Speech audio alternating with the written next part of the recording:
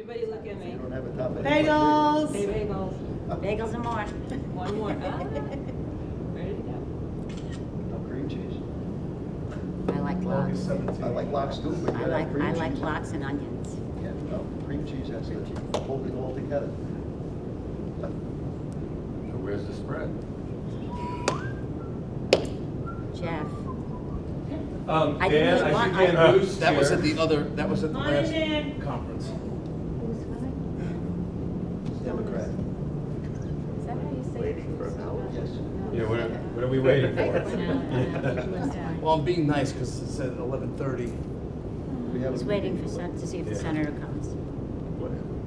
But it is what it is because just like my meetings, we start them on time and we finish on time. That's a good thing. That's a good thing.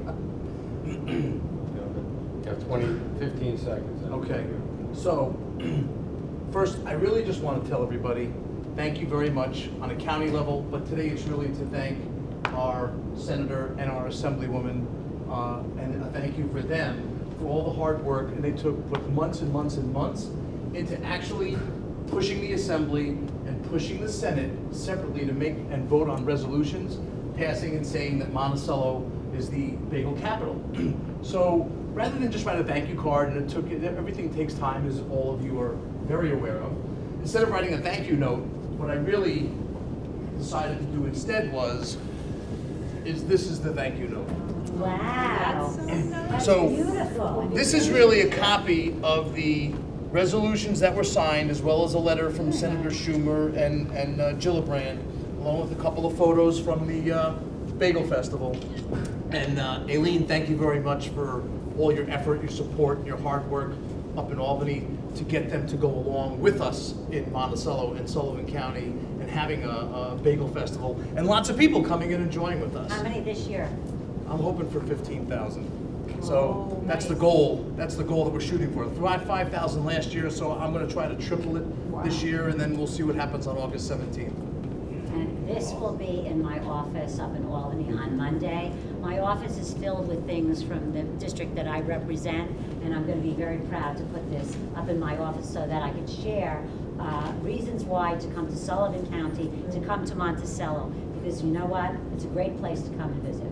It absolutely is.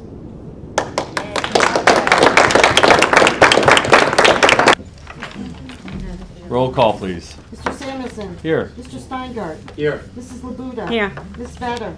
Here. Mr. Ruiz. Here. Mrs. Geiger. Here. Mrs. Edwards. Here. Mr. Benson. Here. Mr. Sorensen. Here. Okay, thank you. Josh, anything? Okay, thank you. Is Sam here? Sam, did you have anything that you wanted to talk about I here? will, but I have to address the committee on, it has to be done in executive session. Okay, then we'll do that at the end of the meeting. Thank you. Okay, today we start out with a presentation from Laura Quigley with a history and an overview of the entire workforce development programs, whatnot. So, Laura Quigley, you're on. Thank you, Scott. Thank you. And thank you for this opportunity to talk about the workforce development system in Sullivan County. What does that encompass? Where are we at? And then, and then finally to talk about some very specific programs, namely the Welfare to Work program. I wanted to take a minute before I start, though, and welcome the board chair of the Workforce Development Board, Rob Green, who has come here today, so I thank Rob for being here. So I wanted to start by giving a little history of the system. We'll work it down into the one-stop center that I know most of you have heard about, and then go very specifically to my office. And so to start with a little history, it used to be a very siloed approach to workforce services, where you went to this office here, this office here, this office here, and you didn't really get services anywhere else unless you happened to stumble across them. There wasn't lots of conversation and communication through those offices. And even though the federal government tried very hard to incentivize programs to start to align better and work better together, it wasn't successful. So in 1998, they put out the Workforce Investment Act. And what the Workforce Investment Act did was that it required partners, certain partners, to come together and to provide this universal access to look at how to streamline and how to integrate all the workforce services in a particular workforce area. And so the goal is to create a real customer-driven system so that when someone walks through the door, they get access to or direct service of all the workforce services in a community. And that is dealing with state agencies, county agencies, as well as community-based organizations. And I can tell you, as most of you know, change is really hard. And sustainable change is even harder. And sustainable change is harder because it requires that each person come to the table, that each person gets to put their ideas on the table, and that each person gets to put something in the pot as you start to build your system and come to solution. And that takes time and it takes patience, because everybody has to have some skin in the game in order to take the ownership and to make that change that you're trying to make sustainable. And so even though we opened in 2001 and we have come a long way, we are still not quite where we want to be. But you'll see as I go through the presentation that there's far more alignment and integration than there ever was before. And we're not a typical government agency. We're not directly related to the running of the government. We're not audit, we're not purchasing, we're not DPW. We're very different than traditional government office. We're much more community-oriented than we are government-oriented. What we do is different, how we view things is different, and basically how we operate is different. Because we are the bridge between job seekers and business and trying to bring them together, we have to look and we have to take an approach that's very private sector driven, even though we operate with government resources. We have to understand the business community, their perspective, what they're looking at, what their needs are. We have to be as flexible and as responsive as the business community needs us to be. And as we know, at times government can be quite glacial. And we cannot operate that way because of business needs is now. In addition, job seekers and business do not operate in the confinements of four walls of an office or the borders of a county. Job seekers will go where the jobs are. Businesses will hire wherever that quality person comes from. So we have always operated not just locally, but also regionally, statewide, and nationally, because that's where the workforce goes, that's where the business goes. Be nice if I went along and changed the slides too. Okay, so according to the Workforce Investment Act, they said any agencies that get one of these 17 federal funding streams, you all have to start the show and you have to get together and you have to start building this system. So for us here locally, it was the Center for Workforce Development, the New York State Department of Labor, who predominantly get the bulk of those funding streams. But also the college and BOCES, Community Action, the Job Corps, and Access VR, which used to be known as VESID, and Pathstone, which used to be known as Rural Opportunities. Now, in addition, for areas like Sullivan County and Orange County that also operate the Welfare to Work program, we were also easily to go to the other intent of the Workforce Investment Act, which is start with who we require and then slowly bring in the other workforce partners. Since both of us operated that Welfare to Work program, they were automatically made part of this process. So how the system is structured is, as outlined in the legislation, we have a Workforce Development Board, which here in Sullivan County is a incorporated 501c3. It is business-led, currently chaired by Rob Green. It is 51% business at all times or more. The mission of our particular board is to catalyze the employment and business and growth and sustainability in Sullivan County. The board is responsible for the design of the local workforce system. They're responsible for the oversight, and they set the policy for the Workforce Investment Act programs. They have to provide the oversight for the One-Stop Operator Consortium that oversees the center. They also oversee and appoint the Emerging Worker Council, which is mandated as well, and it's a youth council whose focus is really youth and employment. The Operator Consortium, which is made up of 6 of the core partners, which is Workforce Development, Department of Labor, the college, BOCES, Community Action, and the Job Corps, that consortium is responsible for the oversight of the center and making sure that what the board wants happens at the center. And the center is right down the street here at 50 North Street, and that's really where all the comprehensive workforce services are accessed and delivered. And so at the center, right now, the program staff for the Center for Workforce Development and the Department of Labor are fully co-located there and provide the bulk of the services. The balance of the partners have either a part-time presence or their information and services are accessible through the One Stop. We have two customer tracks. One is our business community, and the other track is our individual residents here in the county. There's three different types of workers typically. You have new entrants to the workforce. That tends to be your youth, your public assistance recipients, your displaced homemaker that's looking to go into the workforce. Your current workers are folks that typically come in looking to gain new skills so they can move up and on to other employment opportunities.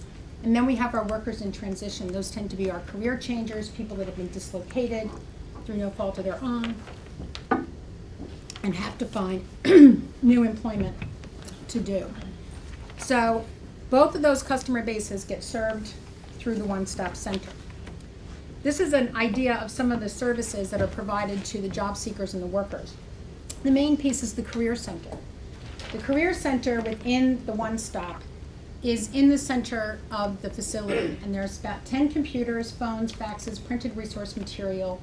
There's software for assessment, there's software for interest inventories, there's online learning opportunities, anything a person needs to look for a job, get their resume together, do all of those pieces, as well as take care of their own short-term training needs that they might have. Anybody in this room can go to the One Stop and access those services in the Career Center. Anyone. Other services that are available for individuals, as you can see, is career counseling, case management, all the things in terms of job search planning, labor market information if people want to change careers, what's the growth careers, what's the declining careers, what training is needed. We provide financial support for the individual training accounts if people want to go to the community college or they want to go to BOCES for occupational skills training. Veterans get a priority of service in the workforce system, so we have a whole Veterans Employment Service component. And then also, of course, we have internships, work experiences, support services, and other services depending on where an individual is at, and that comes through the center. On the business side, in partnership with the Department of Labor, some of these services are provided at the One Stop, and then other services are provided out in the field. We have a local business services team that the Center for Workforce Development heads. Job listings are done through the One Stop Center. A business can call, they list the jobs that they're looking for, what skill sets they need. The staff can then go into the system, pull up all the workers whose skills match what that employer is looking for, cull through those resumes, and it can take an employer from maybe having to wade through 50 resumes of people 30 of whom may not be appropriate, to then only needing to look at 20. We do recruitment assistance. We have on-site recruitment. We've had 47 recruitment days in the past year where businesses have come to the One Stop to do the recruitment. We also will go on-site to a business, especially new businesses, when they're opening up. We've done that for the Racina when they opened, for Kohl's when they opened, for Crystal Run Healthcare when they came here. We also will do job fairs when needed. We are moving now to do more of the on-site recruitment because there's a better bang for the buck, both from the business perspective and the job seeker perspective. As you know, because I talk about it quite a lot, we do on-the-job training. And our HR consultation piece, which is from the Center for Workforce Development side of it, is we will do things, for instance, a business that opened up here, headquartered in the South, gave us their handbook and said, please look at this and tell us if what's okay in this state is okay in New York. Well, it wasn't. So we pulled the law pieces together for them so that they can give to their attorneys and they can redo their handbook and make sure that they're in compliance.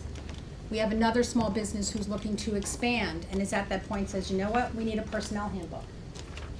So we go and we give them the information, we give them the template, and then if they need, and for them to be able to go to their attorneys. We certainly are not attorneys, so we don't do that, but we give them all the resources that they need that they can pull that together. We do a lot of labor market information, as you can understand with the current casinos. We've been providing a lot of labor market information for that.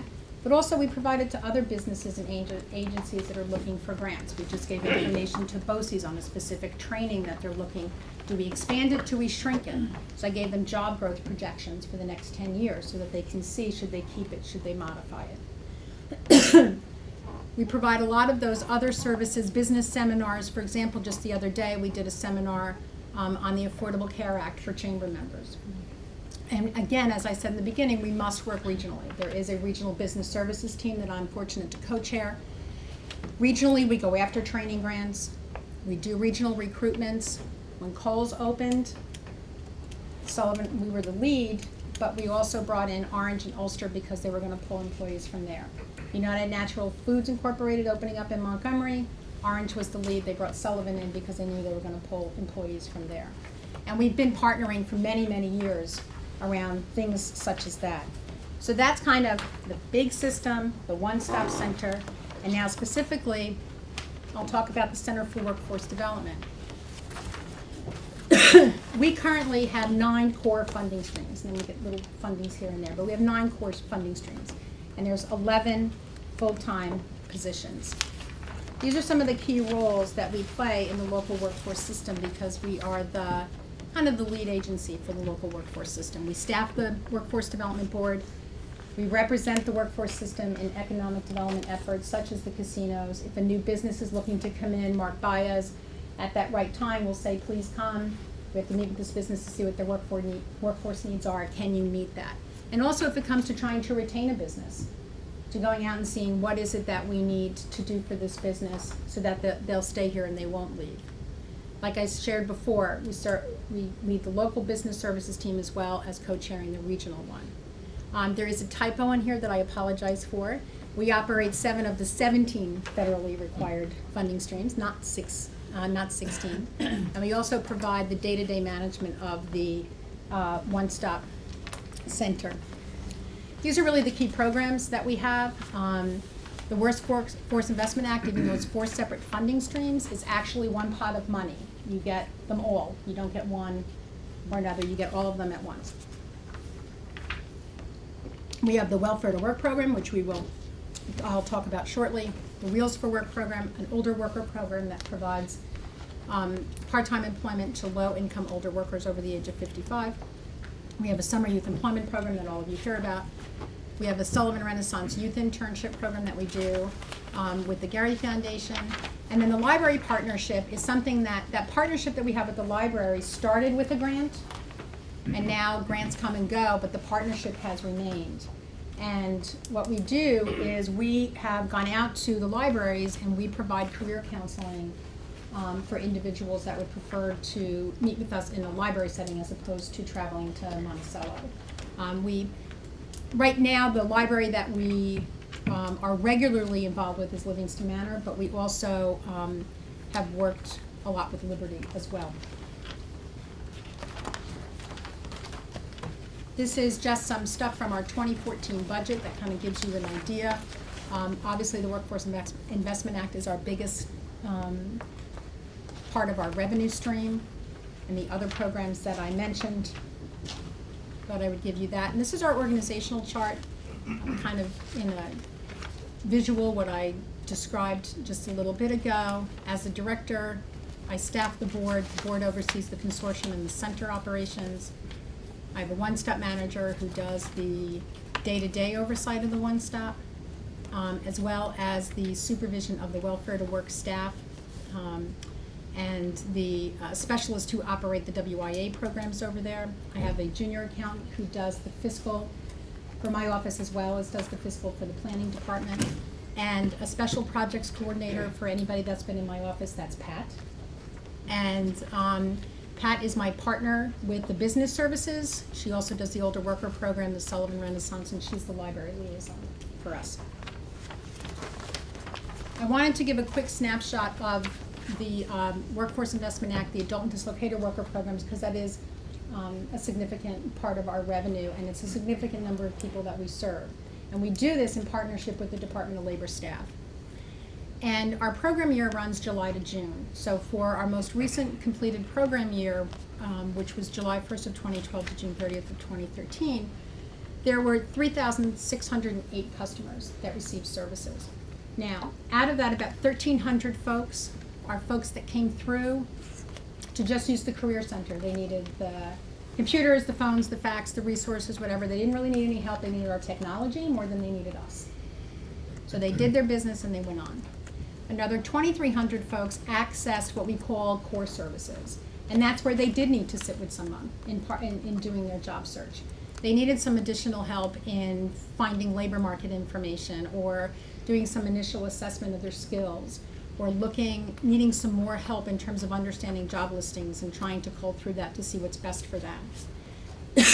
That is predominantly the Department of Labor staff will do that piece. When it comes to the intensive services, which out of that 2,300, about 1,200 folks moved to intensive services, that's services that are shared by both staff. We all serve those. And that includes really when you're sitting down and you're providing serious career counseling and guidance to folks, you're helping them create an individual employment plan, you're looking at training options for them, you're looking at maybe some short-term pre-vocational training that they might need. That would be, for instance, someone who really just needs to learn QuickBooks and they have a job opportunity right there. So it's those types of short-term things. They get, obviously case management training. We can put somebody in a work experience, whatever that is, that's of a much shorter but more intensive time. Out of those 1,200 folks, 310 customers accessed either classroom training at the community colleges or BOCES or on-the-job training. And overall, out of the 3,600 folks, 1,477 customers found employment for that program year. That's for total, or just for that program? Just for that program year, for that program. For that program, for the adult and dislocated worker. Okay. 40%. Now, there's been a lot of conversation around the Welfare to Work program, which has been with the workforce development system for quite a number of years.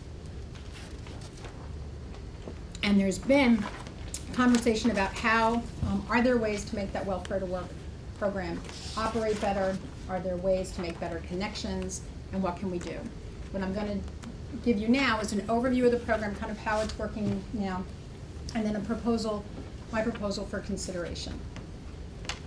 We have a memorandum of agreement with the Division of Health and Family Services for the Welfare to Work program. It's $370,000 in 2013 that covered personnel, supplies, computers, phones, rent.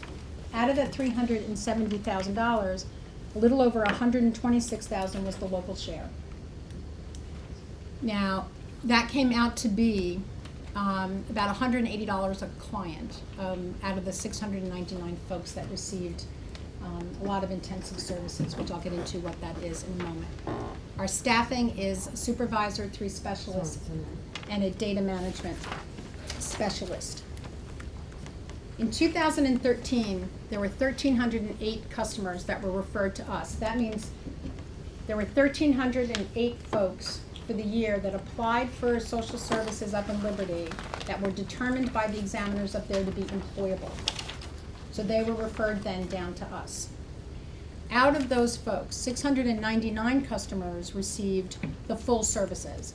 That means that they did what they needed to do, their cases opened, they got case management services, they were enrolled in activities, they got much more intensive help. The other 609 folks that were referred to us either didn't show for their orientation, or they didn't do the job search that they were supposed to do, but the work with them was minimal and in the beginning because their application gets pulled if they don't do what they're supposed to do. What were the reasons people wouldn't show, just out of curiosity? They just, A lot of times people just don't show. no transportation? Because if without someone being- calls, no, because transportation's available to them. Okay. If someone calls and says, calls us that day and said, I thought I could get there, then I couldn't, we will reschedule them, that's not a problem. Out of the 699 customers that received the full services, 225 found employment in 2013, and out of that, 67% of those cases were closed with an average wage of $10.17 an hour. 225 doesn't sound like a lot, but in 2013, this county shed 600 jobs The people on public assistance are the people with the least amount of skills and the least amount of resources. They do not drive to Orange County to look for work. Most of them are looking for employment right where they live because they don't have access to transportation. Laura, Yes. sorry, I don't understand what it means when it says 149, 66 cases were closed in this context. What does that mean? Out of the 225 people that found employment, their public assistance, 149 or 67% of that 225, their cases were closed. Their public assistance cases were closed. So that means they got a job? Yeah. That means, Yeah, they found employment, there was enough money to close their case. They're off of public assistance. They're at least off the they may be still entitled to food stamps or Medicaid, each case is different, but they're off of the public assistance arm of that. Well, that was the question I was kind of leading to when I asked when they didn't show. If they're getting benefits and they don't show, do they still get the benefits? If they're an applicant, they're not getting any benefits. All right. You know, they're in the applicant phase, they're not getting anything yet. Ian, I think you meant, are they getting any welfare benefits, right? Not Yeah. benefits from workforce. Well, of course, that's what I meant. Yeah, no, if you're an applicant, no, your case isn't open yet, so you don't get anything. So really, the I know what I goal of the meant. Welfare to Work program is to assist people in transitioning from public assistance into Yeah, I employment, know. and to put them on that path to economic independence. And really, to be truly effective, the message for them needs to be that it's more than just getting a job, it's also about retaining and sustaining a job. It's about learning how to do that. It's a shift in the mindset and the attitude. It's about learning to be a good employee and how do you be a good wage earner.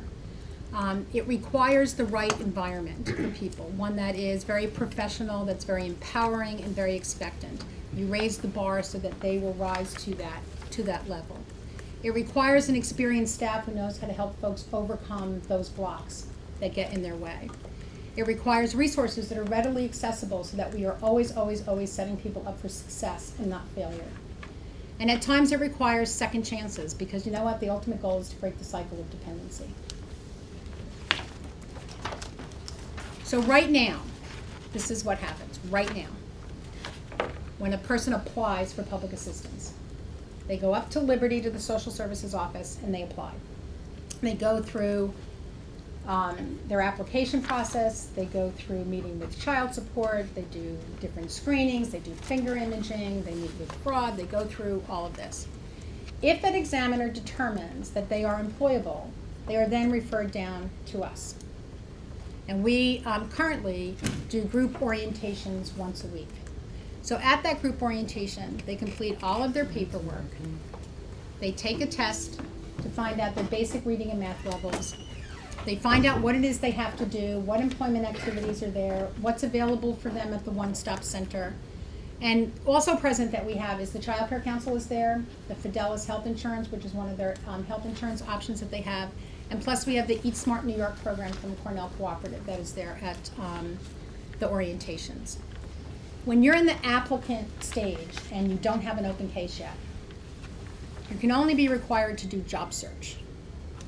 So they do their job search, they meet with the specialist every 2 weeks, they prove that they've been looking for work. We do call employers to find out that they did in fact go there to apply. And they conduct that job search until their case opens, which is typically 30 to 45 days, sometimes longer, depending on what the caseload is up in Liberty. If they don't comply with the job search, their application gets pulled. And if they really are in need of benefits, then they have to start all over again. But you can't enroll them in any activities beyond job search until their case opens. So what happens once their case opens?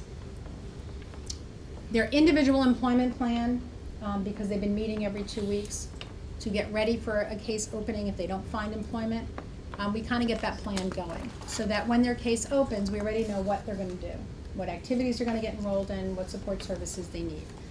So when their case opens, they get enrolled. They typically get enrolled in activities such as their high school equivalency classes. And we were very fortunate that a few years ago, we were able, between BOCES and the community college, they were able to start a program on the college campus for a high school equivalency. And for folks that test high enough in their pre-testing, We have them go to that course at the college, because then they're on the college campus, they get an idea of the college, and they'll have the skill sets so that if we are able to, we can enroll them in a one-year certificate course at the community college. But then otherwise they go here to Monticello to the BOCES office. There's an Attain Lab, which is through the SUNY Research Foundation, that is funded by the state legislature using temporary assistance dollars, that provides computer labs. It's located at BOCES here in Monticello, that folks can go there and they can do customer service training online, they can get certified in the Microsoft Office suites, they can do, there's lots of high school equivalency practice things that they can do outside of class. They can do occupational training at BOCES or the community college. Obviously, we set them up at work experiences in public and nonprofit organizations. BOCES has a monthly work readiness training program that we put people through. The literacy services, which is a very big need, we hook them up with either BOCES or literacy volunteers. And always, always, always, always, always, they are doing job searches. We help them coordinate their support services, which is primarily for them transportation, childcare, and work-appropriate clothing. I want to clarify some misunderstandings that I've heard swirling around. The supportive services, it's required by the legislation that you make those services available to people. And whatever contracts and whatever happen are between either the county and the division and the provider, and this is really specific to transportation. We have nothing to do with the transportation contract. It's not our contract. Our role in transportation is to provide that information on clients and locations and where they're going to Rolling V. We just deal with the dispatcher. But we also help them in terms of working with the Child Care Council to get their child care in place. We send them to Wardrobes for Work over on Prince Street so that they can get clothing, so that they're appropriate for training and work. And we continue to provide ongoing case management, obviously. Because they're coming to Monticello where the program is, they have ready access to all the one-stop center services, including the Career Center, career counseling, online learning, and all the other services. And what's really interesting is when I've talked before about there's a real need to have a shift in the mindset and the attitude. We have folks now that are doing their work experience in Monticello, and what they're doing, some of them now, is they take their lunch hour and they come over to the Career Center, and they're using their lunch hour to do job search. That's that shift in mindset and attitude that we're looking for, to get much more serious and much more proactive about their own job search and what they're doing. They also, there's ready access to employers. The majority of the entry-level jobs are located in or near Monticello. We have on-site recruitments right at the one-stop center. As I shared before, we have had about 47 recruitment days in the last year. And it's convenient access to the agencies and services outside of the one-stop that they need. And this is frequently, I just gave a list of the ones that that our folks frequently access while they're here during the day. Everything from the training providers to Hudson Health to some of the county government offices, Federation, majority of the work experience sites. So everything is right here for them. And we took a look at the March 2014 caseload and broke it out by geography. And 50% of the caseload for March lived in or around Monticello. So that's half the caseload is right here. So that's how it currently works. And so when we look at what currently works, how the operation is set up for the Welfare to Work program, this is what this is strictly my view, this is what works. The one-stop center environment. The one-stop center environment, the entire purpose for that building is job search, workforce, training, education. It's a very professional atmosphere. It is not an atmosphere that is loud. It is deliberately subdued because people are in there on the phone with businesses. They're doing their e-learning. They're on the computers. They're doing all of those. It's a very serious place. And so that environment is very conducive to people kind of stepping up to the plate. The expertise of the Welfare to Work staff, who not only know what the local businesses require and what they're looking for, but they also have been trained and are taught how to help people balance not only going into work, but how do they balance their life around that. So again, we talk about retention and sustaining their employment. The expertise of all of the one-stop center staff. We have a lot of veterans that come through. We have the veterans, the vet rep right there. As I stated before, veterans get a priority of service with us. They come in, they can meet with the specialist and immediately go talk to the vet rep. If they happen to be a young person that we think is going to benefit from the WIA youth program, they can talk to that youth person. Somebody needs more intensive career counseling, they'll be seen right away while they're there. They have easy access because of the location to the education, training, and service providers, and easy access to most of the employers. But what can we do better? Definitely the lag time between when they apply for public assistance and when they come down to us. Currently, right now, because of logistics, it can take 1 to 2 weeks for someone from when they apply to when they come down here for orientation. And that definitely, we can definitely do better on that. Data changes are not entered in a timely manner. And what I mean by that is, when you go through the process and they give you this code, you're employable, you have a short-term disability, you have to stay home and take care of an elderly, or a sick person. There's different codes depending on where you are in your life. And during your time on public assistance, those life things can change. You can be employable and break your leg. Well, you're not employable. Someone gets a job, the wage data has to be put in a timely manner. And it doesn't happen right now, and it's strictly, to me, it's the caseload for the folks in Liberty. It is not the workers, it is the caseload. They have easily 100 transactions they've got to do a day. This is not a priority for them, and I understand that. They have emergencies walking through the door, they've got this, and this, and I understand that. But it's still a concern, and I do have an idea on how that, I do have a proposal on how that can be improved. The communication between the two departments is not what it used to be, and I think that needs to be, improving that communication would go a long way.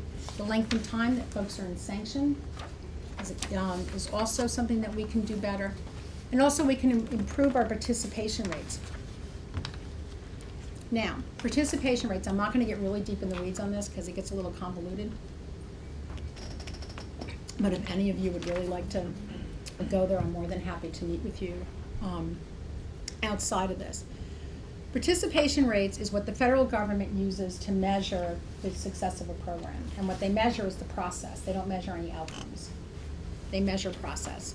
And what they measure is how many people do you have engaged in the approved activities for the right amount of time. Sounds pretty simple. However, this is the federal government, so it's not. And go back to all those codes that people are. So the federal government's calculation says, well, we're going to count these people, not going to count this. These people account for 90 days. These people account for 60 days. It's really convoluted. And so it makes it very difficult sometimes. And some of the things are just things that only make sense to a bureaucrat in Washington, D.C., but in real life don't make any sense at all. So what really is under our purview when it comes to the participation rates is making sure that we do have folks enrolled in the right activities for the right amount of time, making sure that we do have everything in the computer by the deadline that's due, making sure that all the case changes are forwarded to the examiners in Liberty in a timely manner, which we do because we do it electronically. What's not under our specific purview is making those data changes, and again, I just explained why that can be an issue. And the other two things have to go with this convoluted way that they calculate participation. They look at participation based on a month. So if a case happens to open in the middle of the month, they go back to the first date of that month. You just lost 2 weeks of participation, therefore you get no credit for the month. Nothing you can do about that. It is what it is what it is. They tell you that a person can miss 16 days in a year, no more than 2 days in a month. In January, schools and transportation were closed for 4 days because of the snow. Everybody else could have had perfect attendance. You get no credit for any of those people for the month because it was more than 2 days. So it's really, and these are those things that I say are kind of like not cool, but you got to figure out how to work around them. There's nothing we can do about that.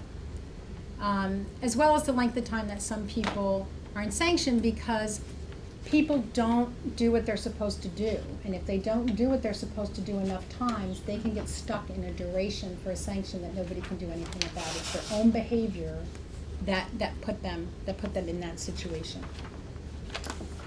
And so in what I view as the areas that we can do better, and what my proposal is to initially to take care of that application orientation lag time, is to just initially locate one employment and training specialist at the Department of Social Services in Liberty that would become part of the intake team. And so that during that application phase, the last thing is they get their orientation one-on-one. All the things that are done now as a group, they would get one-on-one. When we look at the 1,308 referrals of employable people that we got in 2013, that averages out to about, 6 people a day who applied for public assistance and were determined to be employable. Okay? How much time is usually spent with one person? It depends on, you mean currently right now? It depends on what they're coming in for. If they're You meant orientation. orientation? Well, the orientation right now is, the orientation itself as a group is about 45 minutes, and they do a test, and then they meet with people individually. So it can usually block it from 9 to 12. Maybe it'd be better to get more than one person up there. Well, but if you do one-on-one orientation, it takes a lot less time than the way it's being done now. The orientation would be done differently. There's a lot of things that are done right now that would not be done under this model. The applicant, at the end of the orientation, the applicant would leave with a very clear understanding of what they need to do, initial list of job openings that are appropriate to what their background is, and a scheduled next appointment. This will eliminate the need to provide the transportation and childcare to bring people down to Monticello for orientation. It would also eliminate the lag.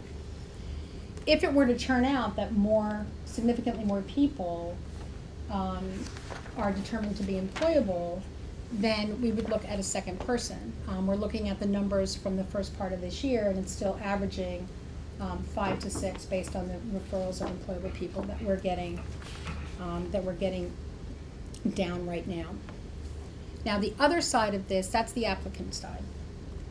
Now, the other side of this, because of what I explained before, where the majority of the services are here in Monticello, I'm proposing that we locate a social welfare examiner down here in Monticello that would be part of the welfare to work team. And that examiner would work with the staff down here and focus on the open public assistance cases. They would then be able to very quickly take care of all of those employment code changes that need to be done, those wages that get in the budget. So we get people in and get them engaged much more quickly than what's happening now. And when it comes to the sanction end of it, there was a program a number of years ago that was done by the person who was the head welfare examiner at that time. That was very successful. It was small, and it was a short-lived program, but it was very successful.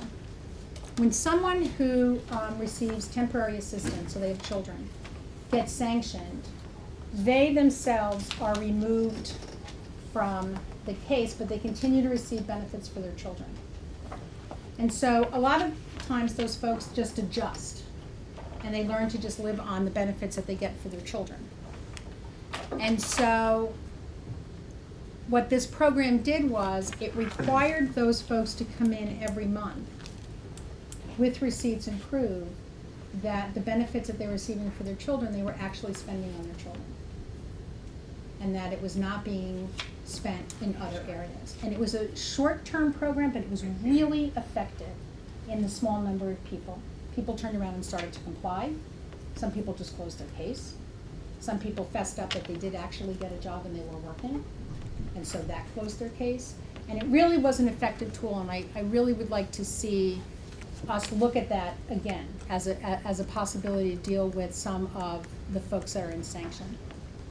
I think that I hear things get back to me roundabout way that there's all these people that are falling through the cracks and all of this, and I think some of that has to do with the code change. In fact, a lot of it has to do with the code issues. It has to do with and I think that if we took care of a lot of that data entry and code changes, that would take care of quite a number of the people that fall through the cracks. And it will also improve our participation rates. I also think it would remove some of the pressure over the examiners in Liberty right now. They would not have to focus on this, they would not have to worry about this if we had an examiner dedicated to this program down here. Laura, could I just Sure. say something? Well, thank you for the presentation. There's a lot that goes on. I hope you're I'm not almost done. done. I am almost But done. anyway, I am almost done. As far as, your proposal, I would have liked for you to discuss it with the commissioner first, because according to the county charter, the commissioner of Health and Family Services has jurisdiction over Center for Workforce Development. And so I just want to kind of focus on the Welfare to Work program, because we had discussions about it in the Health and Family Committee several times. And it came about because I'm one of the people that gets the calls from people that were falling through the cracks because of the appointment lapse that you had talked about. People come in for benefits, and then they have to make an appointment. Sometimes it's a week, sometimes 2 weeks, transportation to Monticello. And I was getting called that people were being sanctioned because they missed an appointment. So in discussions with the commissioner and discussions through committee with you as well, I was advocating for, and I looked at numerous social service divisions in other counties that have, and we actually took a tour of one, have in social services, when a client or an individual comes in for benefits, Welfare to Work is your front door presence right there. So I just kind of looked up Welfare to Work, and New York Welfare to Work policy embraces a work-first philosophy, and individuals being expected to job seek for any job they can perform. And social service districts are expected to have a front door employment presence. And what I'm reading about is that that link is made within 24 hours, and that's what I am advocating for as the chair of the division, is that when somebody comes in for public assistance, the Welfare to Work program is right there, so there is no lapse in time. So with all the reforms that we've been working on in Liberty, for social services, even improving it for the individual themselves, that they come in, they apply for their benefits, they get their employment. It's empowering people right there, right next door. So as far as your proposal, I appreciate you coming, but I think it's really under the authority of the commissioner. And so with that, I would like to, say I'm advocating for Welfare to Work program, which I understand is 5 employees, to be present in Liberty Complex, side by side with your public assistance. So when an individual comes in, that message is loud and clear. We took a tour of another county. When you enter the building, it's right there. Department of Social Services, Welfare to Work. One goes with the other. So I'm not sure exactly where, the division came, but I do have a problem with people having to make an appointment, and I think that this is what I'm advocating for, and I'm gonna continue to, so. Thank you. Okay. Thank you. You want to finish up, or? Yeah, I will finish up. So, I would like to see my proposal considered as a pilot for 6 months, to be revisited periodically to make any necessary adjustments. I think some of the success measures that we could look at is obviously the decrease in the need for transportation and childcare for the orientation piece of it.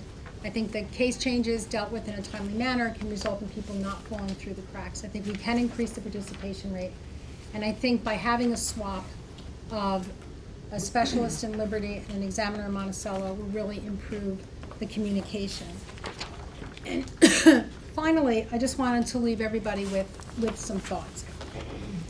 An integrated local workforce development system is the intent and continues to be intent of the Workforce Investment Act legislation. Employable people who are receiving public assistance are job seekers like everyone else, and therefore from the beginning were integrated into the local workforce system. I feel pulling them out of that and isolating them will negatively impact the results that we're all looking for, which is getting people employed, and not only getting them employed, but helping them to stay employed and to keep growing their income. We're at a critical time, I feel, in the economic development in this county. I don't think that it's a good time to go backward to the silos, and rather I think we need to look at where we are, improve on where we're at, and to move forward. And that's my thought and my proposal. And I want to thank all of you for giving me the time today to come here. You're very generous with your time today. I want to thank you, Laura. This is certainly a very, very comprehensive report. The purpose of this, in just a second, please. I said, what I was going to say is the purpose of having Laura come in and do this report or this presentation is to just be sure that the entire board is fully aware of all of the duties and work that the workforce development system does. So I do thank you for that. And I'm not sure that we're going to have a long debate over what the outcome of this will be, because I think that is between the commissioner, the county manager, workforce development, and those involved off the legislature. So, but Kitty, if you have a comment or a question. Okay, when I come to page 2 of this presentation, who are we? How are you different from the unemployment office is one question that I have. I don't know who Access VR and Pathstones is. I want to list my questions, maybe then you can go through them. Okay. On the other slide, who are we? Services provided for business workforce entrance. I'm curious what the breakdown is. When you look at who you're taking care of, who's coming in your doors, can you break down, businesses, new workforce entrance, current workers, and workers in transition? Because and what percentage of them are actually on public assistance? So that's another question that I have. When you talked about your business services on page 4 of this presentation, you talked about job analysis, et cetera, and going to Kohl's, going to Crystal Run. Have you done anything more recent than that? Because those were a few years ago, in my understanding. I could be The wrong. Kohl's, and that was just recruitment, big scale recruitment and I'm ideas. And just- we haven't done anything currently because we haven't had any big scale employers. Okay. So we do more small businesses right now. Okay, staying in touch, when you said that a number of your workers on page 7, you used the great majority, you say they needed tech, not us, is what you said. So then why would they go to you rather than going to the library if all they needed was tech? Because we have far more resources for a Okay. job search. Okay. Do you have a lot more, Kitty? Because what I would suggest, or I would ask, because of the No, time that we've spent those were my already, main ones, because is set up an appointment with Laura and well, I list think your we all need questions. to And hear some of those answers here. then maybe at another time, we've already spent an hour, and I do think that we need to Yeah, move that's- on. Well, I think Cindy and Scott brought up a good point. The charter says it's under the purview of the commissioner. I think the commissioner should meet with the head of Center for Workforce Development, and they should bang it out. Let the commissioner do his job. Thank you, yes, So, I echo those sentiments. thank you. so Cora? Yeah, if you could, for whenever you do this next, page 6, when I added up the 2014 budget, it comes out to 1.5 million and change, all of these different pots of money together, but I don't have the total number of people who actually got jobs. There was the 12. For each one of the programs? Well, Is the that what total you're number looking of for? people who were employed, right? Because Okay. there was only one pullout, which was 1,267 people under one section of one of the programs. Because I think that, from the discussions that people have had with me who are employers, the underlying issue is that when you are getting more money through benefits and TA and food stamps and so on than you are by being employed, there's a disincentive for people to actually stay in jobs. One company told me that they'd gone through 120 people who showed up for a day or two, and then that was it.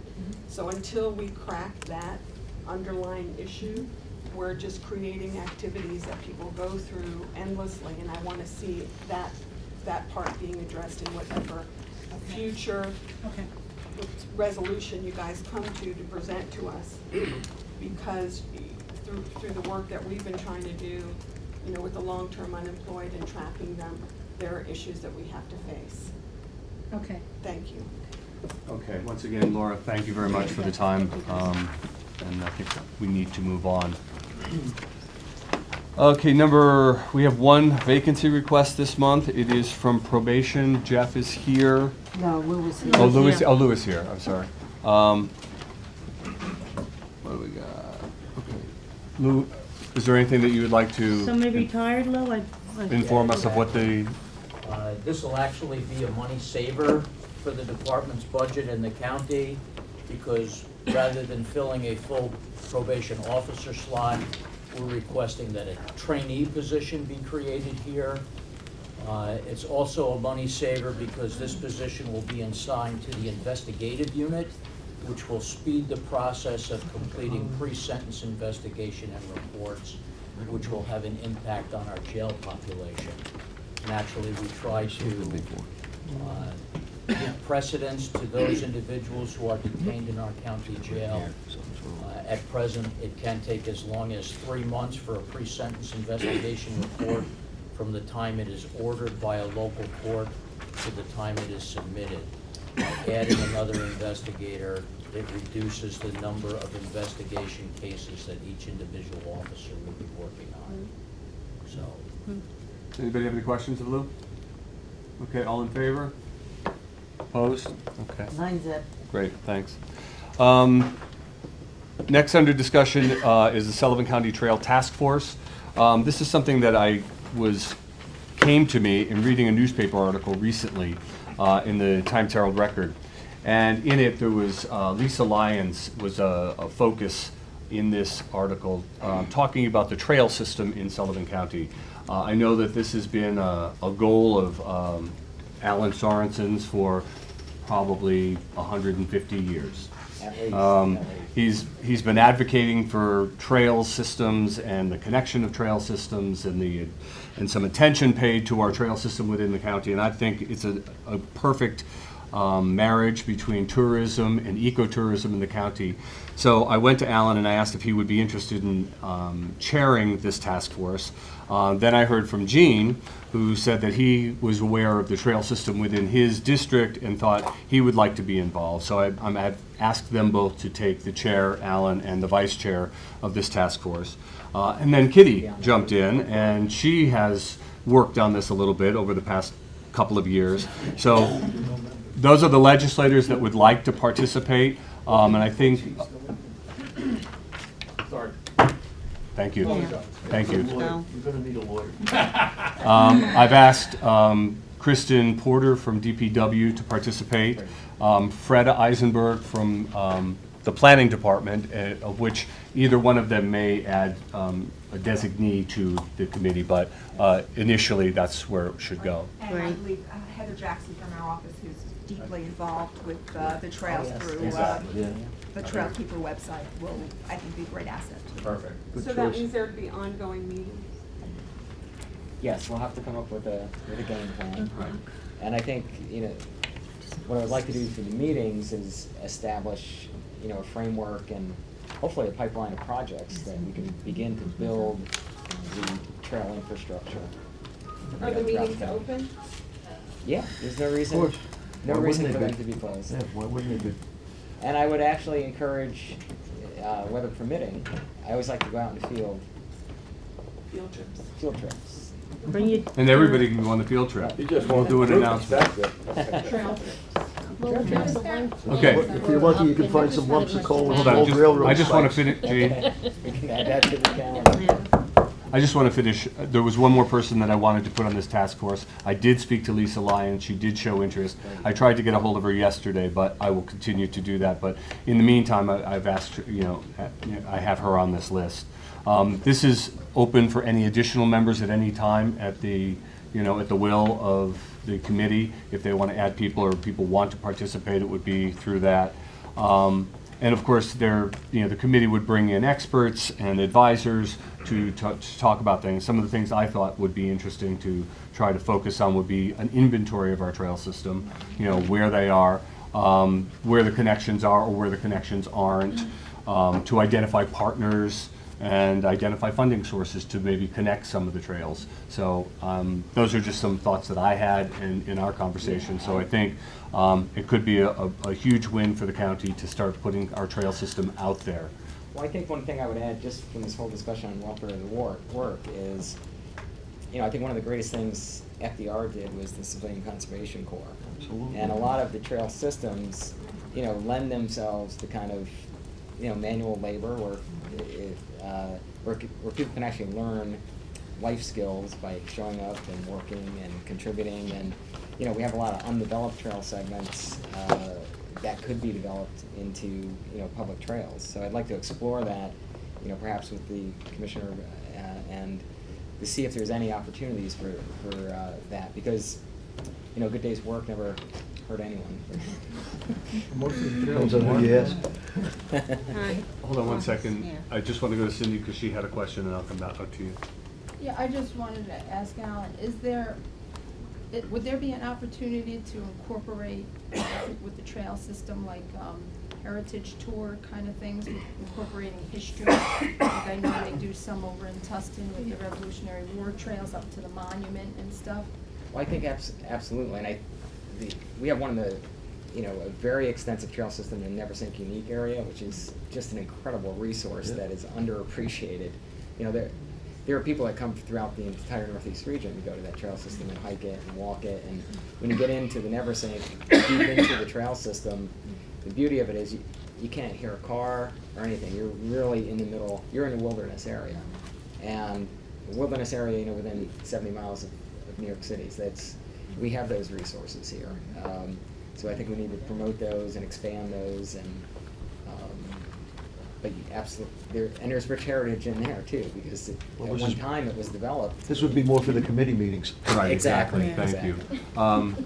Art? Yeah, I just wanted to add, I don't know if Freda wants to jump in, but we have a potential project for submission under the CFA for a county parks and trail plan to do exactly that, inventory of various county parks as well as Great. the municipalities and villages. Absolutely, I was So there'll be gonna further mention it later discussions in on that when we regard. do the CFA resolution, but, yes. Super. So Alan, Jean, Kitty, I thank you for stepping up and taking on this task force, and look forward to much success. Thank you. Begin our resolutions. Number one, we have a resolution to authorize an agreement with the County of Sullivan, Sullivan County Sheriff's Office, and ID&T / SFX, Mystery Land LLC. Second, Alan, any discussion? We need to amend it, there's a typo. Okay, if you'll notice in the resolution, in the now therefore be it resolved, there is a typo on the date, May 23rd, 2010, that should read 14. Can somebody make a motion to amend? Jean, second, Kathy. Can we have I'd like to call the motion, the amendment. All in favor? Opposed? Okay. Any comments on the resolution Yeah, as amended? Go ahead, Cora. I just want the clarification that this is external to the site, right? Because Mr. Land has their own security forces internally. This is just the, this is just traffic post. But, we're not doing on-site security, we're not gonna be on the grounds. However, understand, they're still police officers. If something happens, we must respond and we will respond. Right. I'm afraid to go to jail. But the main function, all our posts are traffic control posts. Thanks. Any other questions? All in favor? Any opposed? Mine's it. Thank you. And that was for the resolution as amended. Okay, number 2, authorize county manager to file a revised ignition interlock program plan. Motion? Motion. Jean, second. Alan, discussion? Kitty?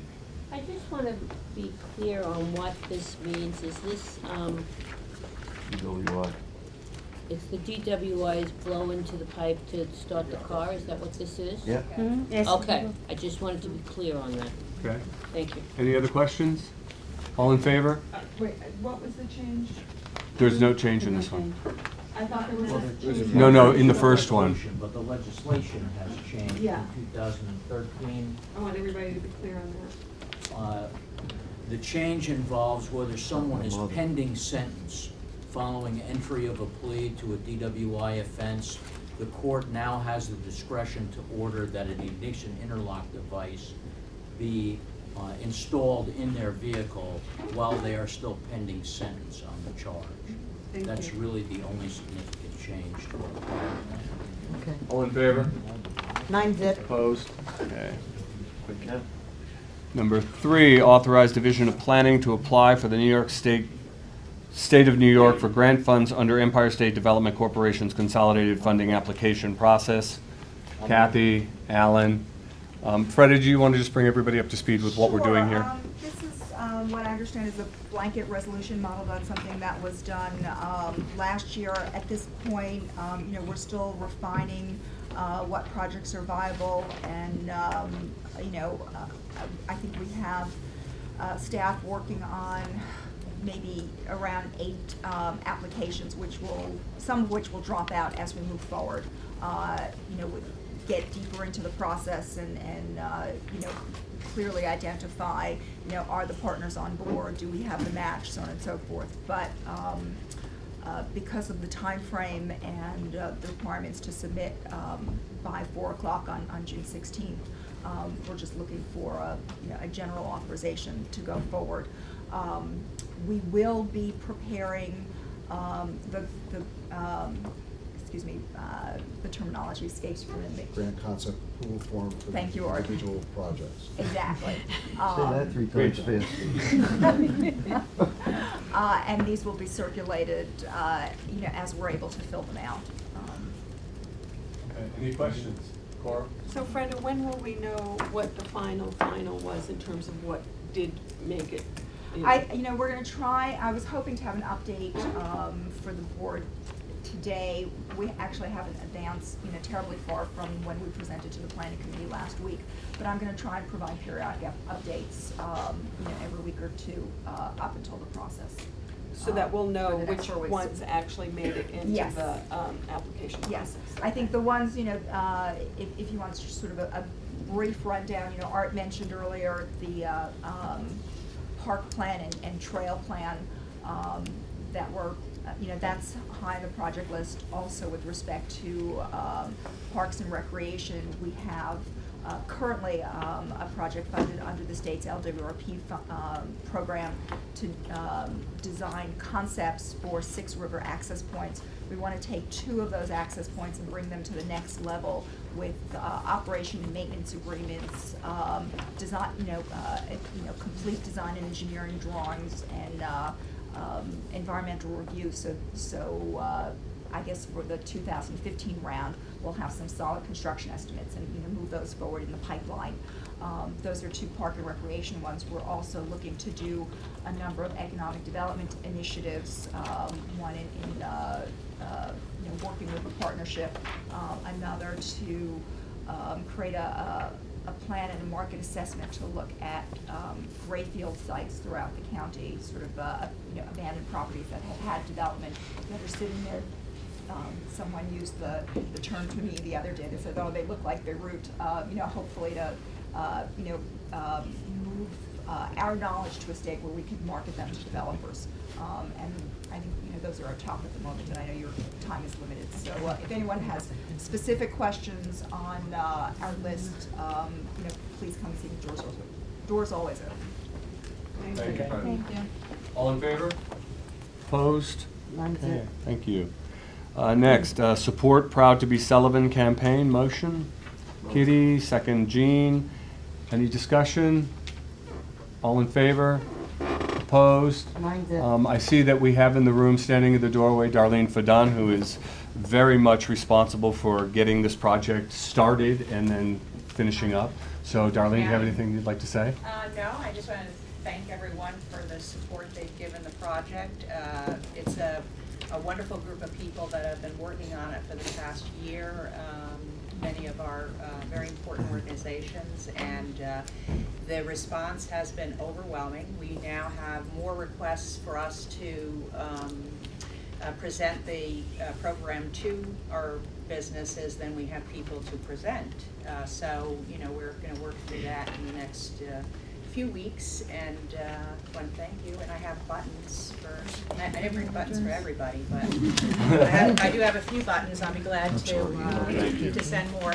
And I would hope that the county appoints someone that would work with us to roll the program out for the county and its various agencies. So that would be a great next step. So. We want to thank you and everybody who was involved with it. It's a great project. When Denise came and presented it, it looks terrific, and I'm very excited as it rolls out to see how it plays. Thank you. Good luck with Mystery Land. Okay, yes, please. Okay. Okay. Number 5, appoint Susan Jaffe to the Sullivan County Community College Board of Trustees. Motion, Alan, second. I'm going to go with Jonathan this time, Kitty. Any discussion? Before we vote. Sure. I don't have a problem with who we're appointing. I just think that for future reference, I think we should have more input from the college board before we do the interviews, and because they know better as to what they need at the college. I think that's a good idea, Chief. Any other comment? I would just like to say thank you. And I We're not think- done yet, wait. Oh, okay, well, give me a moment, sorry. Okay. Jumping the gun. All in favor? Opposed? Okay. Karen? I just wanted to Before, say right? thank you. Yeah, I'm I for it. really Yeah. appreciate the time and the energy that you as legislators took to interview several candidates and make a decision. And I think that you've made a very fair decision, and I think she will be wonderful. Susan Jaffe is extremely enthusiastic about serving the college in the capacity as a board of trustees. So we are delighted with the selection, and so I'm just very thankful. The other thing that I think this highlights, I thought it was really cool that you had several applicants who were interested in the position. I mean, it's fun to see such a lovely interest in your community college and our community college, so thank you. Thank you. Number 6, apportion the mortgage tax. Motion, Jonathan, second, Jean. Any discussion? All in favor? Opposed? Okay. Number 7, modify the 2014 county budget. Motion, Jonathan, second, Jean. Discussion? All in favor? Opposed? 9-zip. Thank you. Number 8, appoint 3 members to the Community Services Board. Motion? Motion. Jean, second. Alan, discussion?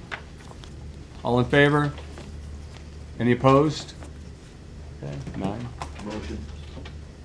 Create temporary full-time position for up legislative employee. Motion, Kathy, or Jean, Yeah, but Kathy, it's a discussion? Resolution. All in favor? Opposed? 9-zip. Thank you. Request United States Congress to ban the practice of direct-to-consumer advertising for the marketing of pharmaceutical products. Move Motion, it. Alan, second, Kathy. Alan, go. A little discussion. First of all, I want to thank my colleagues for their support in getting this resolution on our agenda. I guess we don't need that. When we I'm talk gonna about keep it anyway. direct-to-consumer advertising, I know I've been talking about commercial television advertisements, but I took a little exercise when I went home, and I get about 20 different magazines, so I just picked up a few. So, entertainment, which is kind of teen-oriented magazine, page 3. Big pharmaceutical ad for Abilify. Oh, shouldn't Don't mention advertise. I'm not going to advertise any name. But then, ironically, the next magazine I picked up, which I guess I get because I run, but it's called Health Magazine. And there are no fewer than 10 advertisements. I mean, almost a third of this magazine, I folded all the plate, are direct-to-consumer advertising of pharmaceutical. How healthy is that? It's crazy. I guess the secret to health in a hot, a sexy pill. body is a pill. In the year 2525. So, Don't even go there. yeah, on every level. Now, of course, I'm sure there are other, magazines where those advertisements are there, but I think the one that this one's clearly targeted to kids. It's a cartoon character. So it's, it's similar to, the big tobacco companies way back then. So with their Joe Camel and other advertisements. So it is an issue that I think needs to be taken up. And I also think, there's an ironic correlation. I'm not saying there's any causation, but, the bill that passed in '97 that authorized the direct consumer advertising and expanded it, it wasn't but a few years thereafter that you started having all these incidents with school shootings. I'm not saying there's a correlation there. It's kind of an eerie correlation. Whether there's a causation or not, I can't say. But I think, our kids are bombarded. Now, you pick up the magazine, you watch television advertisements. They're being told time and time again the solution to any problem that they have is a pill. And it's the wrong message to be sending to our kids. Thank you. All in favor? Any opposed? 9-0. Okay, thank you. Number 11, abolish engineering aid position and create engineering technician position in the Public Works Department. Move it. Motion Kathy, second Jean. Any discussion? All in favor?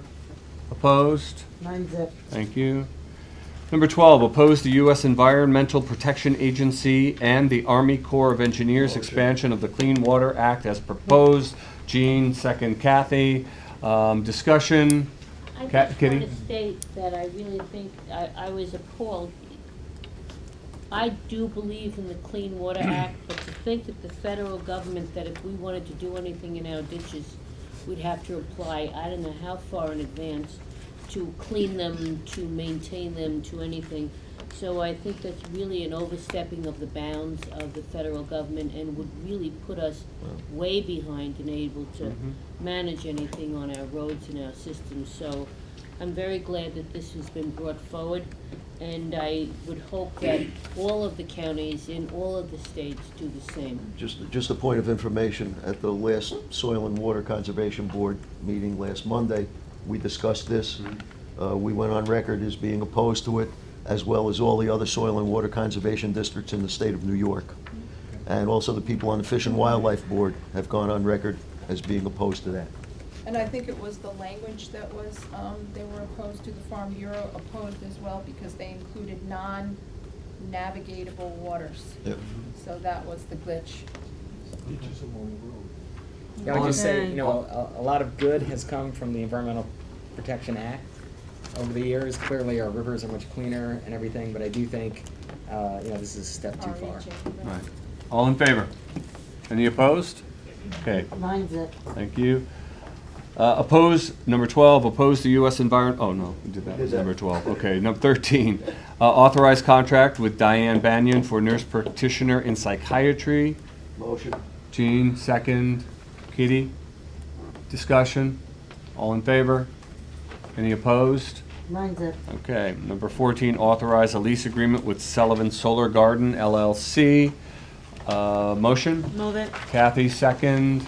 Jean, any discussion? Cora? Yeah, in the third whereas where it says it's designed and installed at no cost to the college or the county.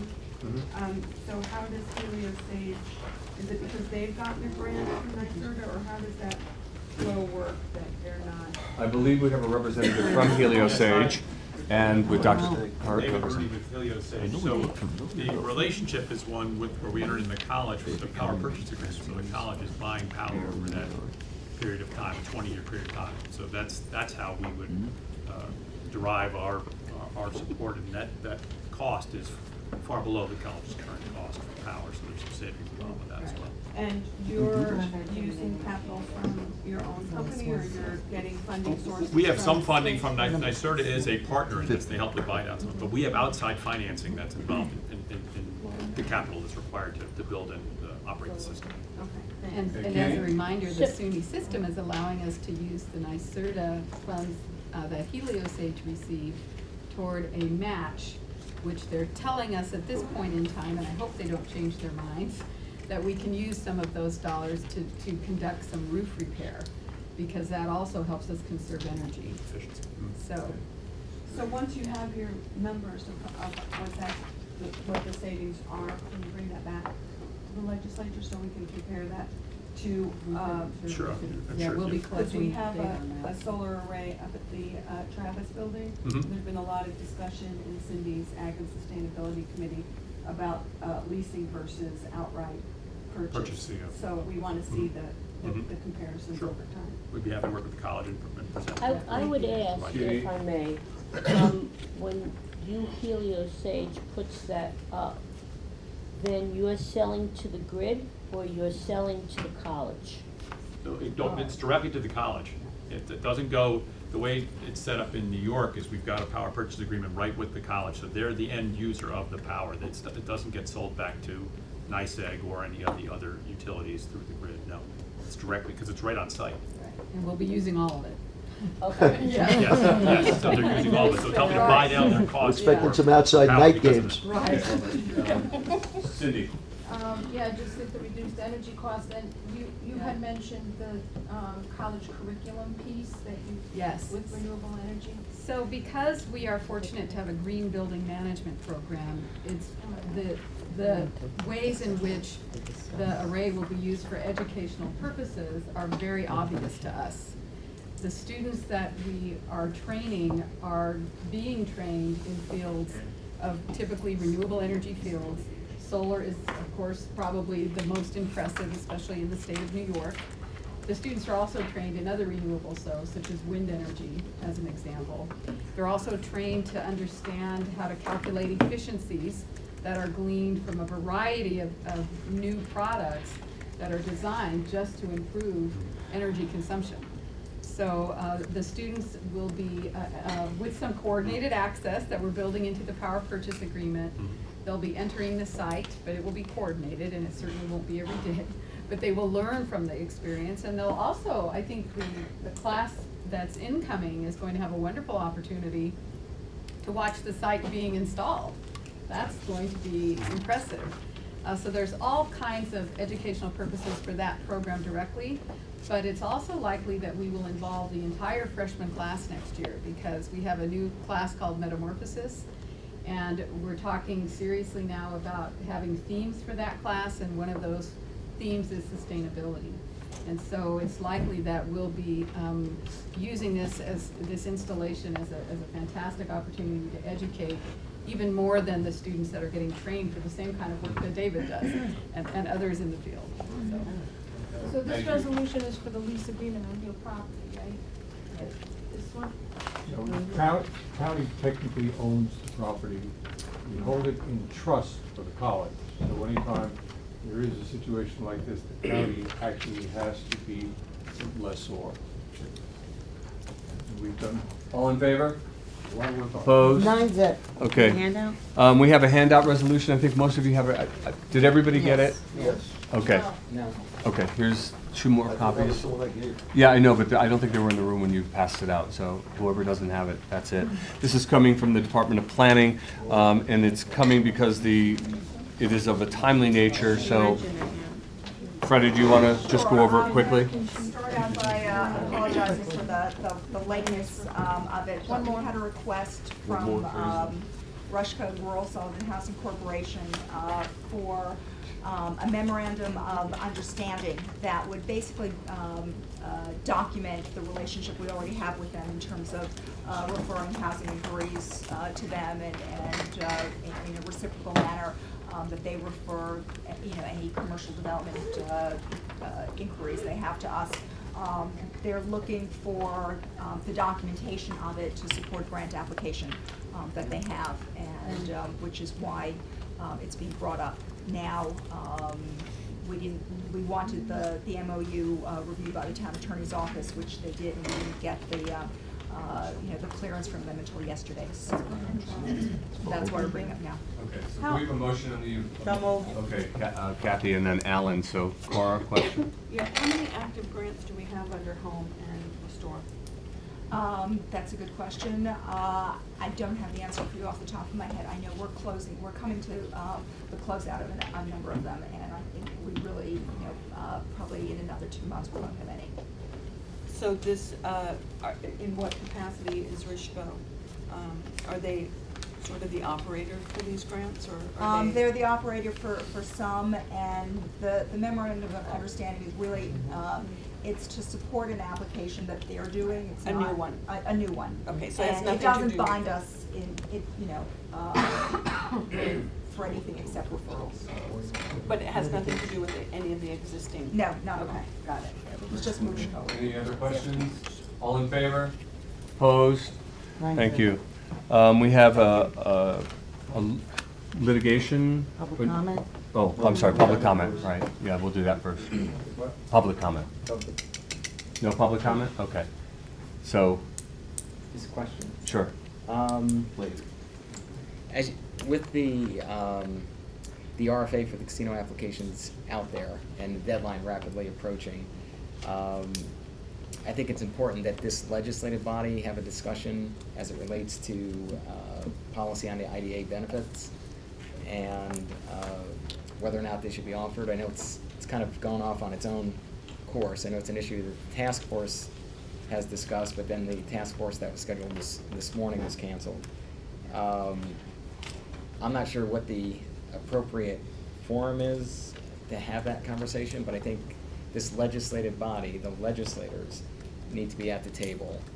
And we shouldn't be depending on quasi groups out there, presenting to represent the legislature, whether it's several legislators and, people from the partnership or other agencies.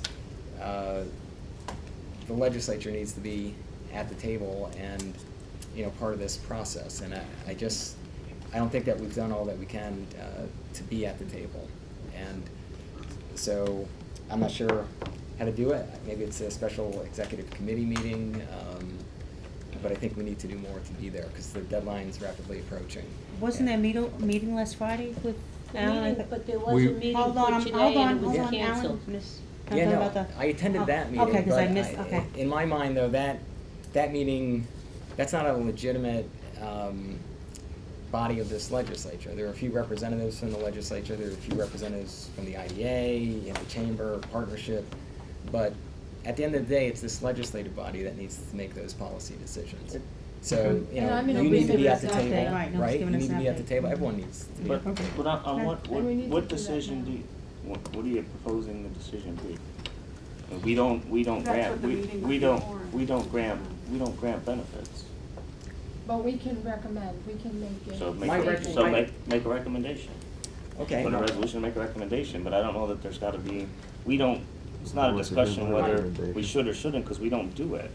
My recommended policy with respect to the casino facilities is that there shouldn't be a. So payment put a of resolution taxes. together that you'd like to recommend to the IDA that they don't take these things up. That Okay. doesn't have to be very. Let's- Alan, if you're going that road, the only suggestion I make is that you, and I don't know if you can do it all one time, is talk to developers so you get the financial consequences of giving benefits or not giving benefits in relation to Orange County and being able to build a casino before you make a decision. Well, the only thing I would say is, until the state issues a license, I think until that happens, it's premature to have a discussion with any group and whether there should be IDA benefits. Because if the state grants 2 exclusive licenses, and these licenses are monopolies, if you get the license, you have the sole right to operate a casino in a certain area. If the state does that and awards 2 to Sullivan County, then I think everyone around this table would say it would be crazy to even consider an abatement because they have an exclusive license to operate a Class 3 gaming facility. So they got a monopoly on the market. It's not like someone can open a facility down the street from them. Now, if the state turns around and they issue one in Orange and then one in Sullivan, perhaps there's a window there to, at that time, take a look and revisit the policy.